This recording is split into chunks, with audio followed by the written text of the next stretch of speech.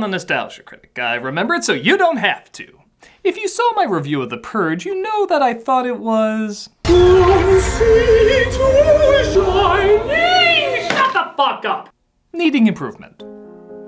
The movie, nevertheless, was a huge surprise hit, so much so that the fourth movie is coming out this 4th of July. Despite the spin-off films rarely reaching #1 at the box office, and I'm just gonna take a wild guess and say that's gonna happen again, they're still seen as successes. In many respects, it's hard not to see why.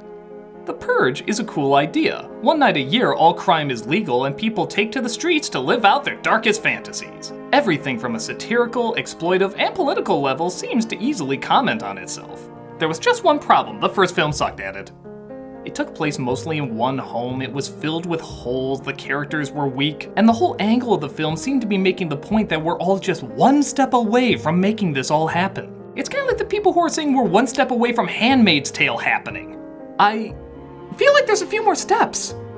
I hammered in how much the first film was, well, hammered in, coming across as pretentious, forced, and not even much fun on an exploitive level. Except for this guy who played the leader. He was so awesome I gave him a name. I called him Henry, which was technically the boyfriend's name, but he was so pointless I gave his name to this guy. Confused? Don't be. The Purge just works. The undeniable fact is, this is working. And that was one of the biggest problems with the film. The economy is supposed to be better, people's social statuses were supposed to be better, all because of this one day. Because it works. Don't believe me? Science! We are inherently a violent species. The denial of our true selves is the problem. The countrywide catharsis creates psychological stability by letting us release the aggression we all have inside of us.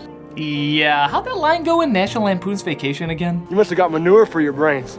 Next you'll be telling me in my Fox Kids review Tony J didn't play the Kingpin. You know, I really shouldn't start sentences with next you'll be telling me. But I'm not here to talk about the first film again, I'm here to talk about the follow-up movies, which, surprisingly, seem to get better with each passing one. I know that sounds strange seeing how the first one was so bad, but with every movie more and more improvements are made, and it's fascinating to analyze them.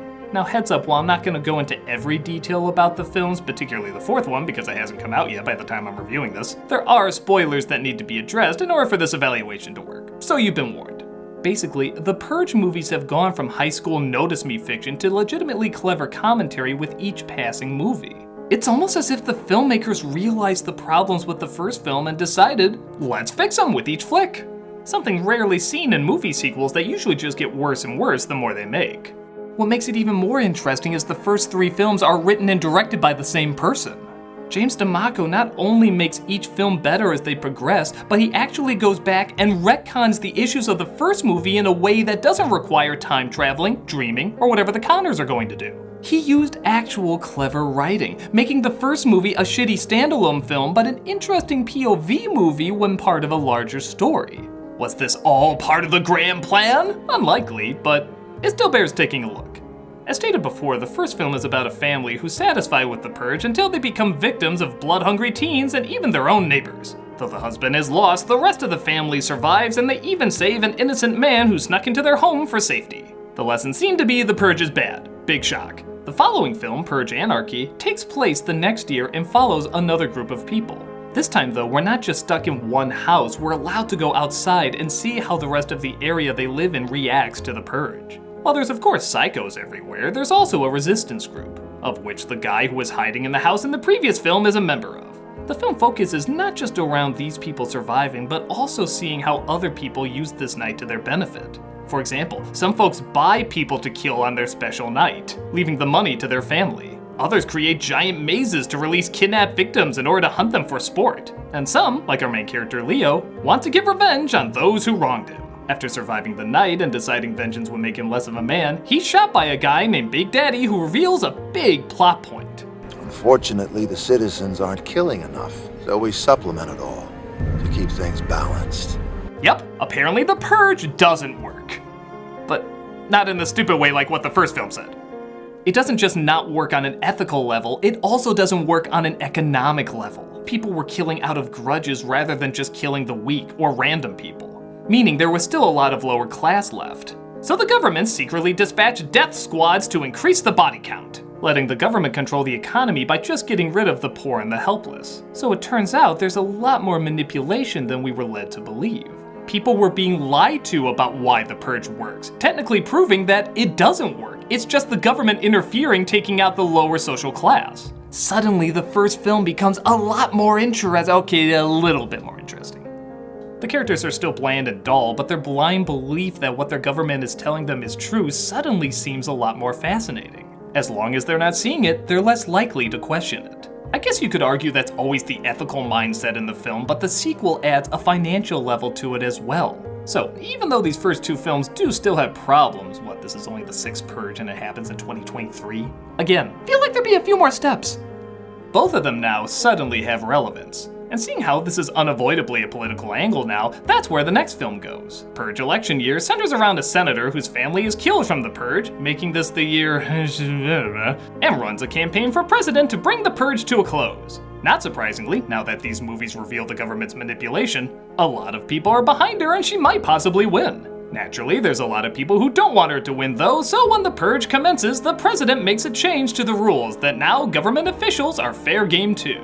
Again, an obvious political move to make them seem identifiably equal when it's of course being used to destroy the other side. Her head of security, Leo, from the last film, does his best to protect her in light of this new law. I like how there's no one main character through these films, but there's still bleed-over characters. It makes the movie seem connected in a surprisingly non-gimmicky way.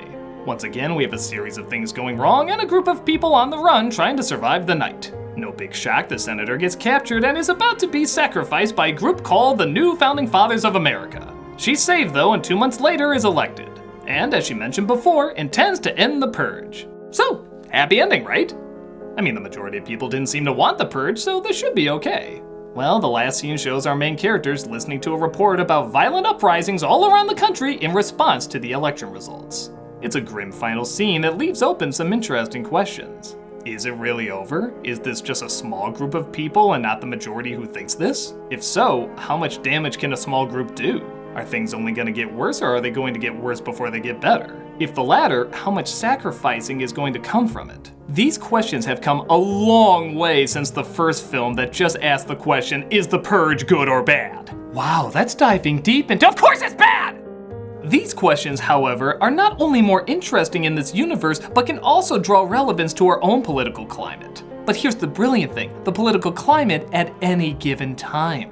No matter what party or what candidate, changing of the guard always happens, and usually with a lot of resistance. People can and have gotten violent, and sometimes it's hard to grasp whether or not it's a loud minority or a loud majority. Within the span of 3 movies, The Purge has gone from a laughably pretentious film to clever satire that can mostly be utilized at any point in time. Even though people aren't literally killing each other, the dog-eat-dog world we often live in that's exploited and even rewarded on a daily basis can still be seen. And it's never fully gonna go away. With the films becoming more and more political, and judging by the poster, I'm just assuming the next one is gonna be very heavy in that. The Purge movies can actually turn into, probably not a great series, but a surprisingly relevant one. Granted, by the time I'm reviewing this, the movie hasn't come out though, and it does have a new director, so I have no idea if it's gonna be good or not. But the directors still stayed on as writers, so maybe there's still hope. If it is good, this would be among the rare group of movies that actually gets better and better the more they make.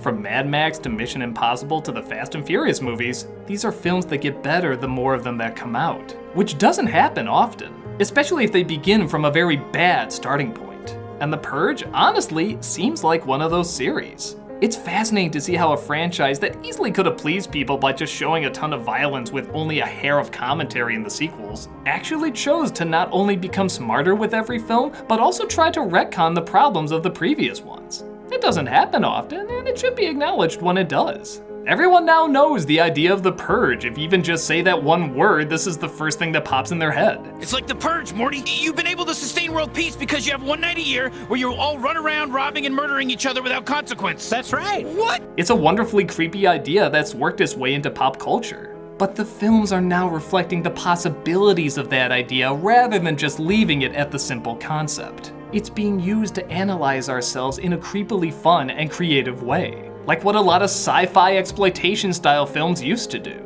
Now, don't get me wrong, it's not high art. It's still in many respects just a crazy deranged gore fest. Nevertheless, it is neat to see a film series evolve like this, learning from its mistakes and becoming more and more relevant with each passing film. I don't know what the next movie will bring. Maybe it'll be the best one yet, maybe it'll be the worst. But either way, The Purge doesn't look like it's leaving our culture anytime soon. I'm the Nostalgia Critic. I remember it so you don't have to.